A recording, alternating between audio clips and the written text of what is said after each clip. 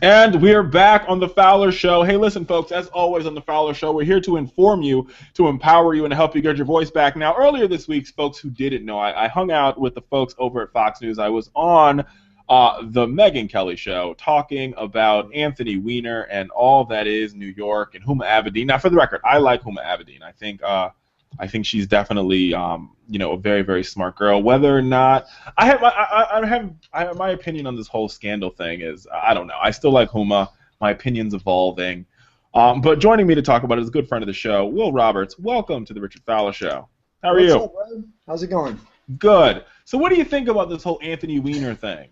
Well, I just want to start off by saying that there's a great site you can go to where you can put your first and last name in, and it comes up with your kind of like danger name. And honestly, I checked it today, and mine is Juan Clandestine.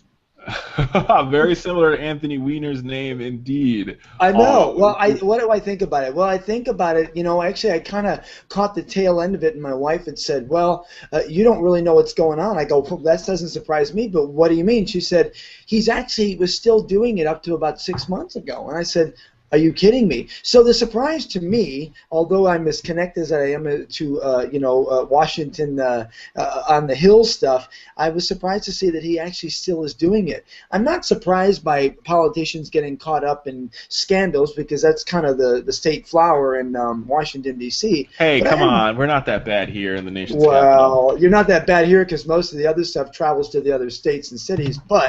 And I have to tell you, the Republicans are really fiercely gaining speed on any possible scandal that a Democrat has had because of some of the stuff happening with Mr. Ultrasound.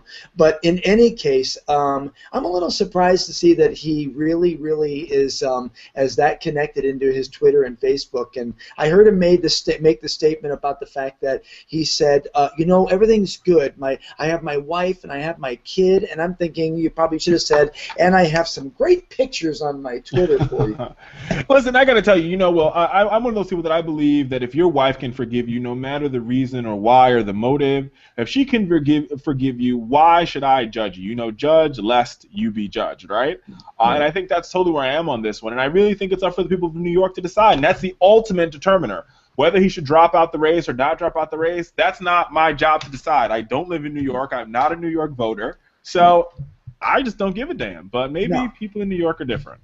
I agree with you, and I have to say that, it's a little bit like the Clinton thing, and when that happened, I kind of thought to myself, you know what, forget about everything, okay? What's important is how the person runs the country and does what they do for their constituents, okay? You're right. At the end of the day, it really is a matter of that you get to make the choice whether or not that works for you. I mean, we all know that politicians have their things that they do and they don't do, but again, ultimately, it is about what they do for the constituents and the people in their area. I completely agree with you, and I think if it's one thing if Anthony Weiner was in office, and he already resigned from office, just like Mark Sanford and all the rest of those that are involved in scandal. And I think talking about the scandal culture that exists in politics. So Mark Weiner does one thing, he has some twit pics or sexting some girl, and it's a big deal. But then you have Bob McDonnell, on the other hand, the governor of Virginia, the state that I live in, who is taking Rolex watches from donors who Absolutely. owe tax liabilities to the state. Staying at people's lake houses that compromises the Commonwealth of Virginia.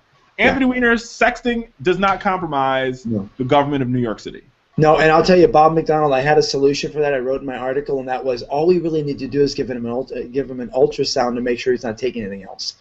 That's true. I think that's the dichotomy between the two. I think what Mark Sanford did, that compromised the state of South Carolina. God forbid there was a natural disaster, he wouldn't have been there to be the leader.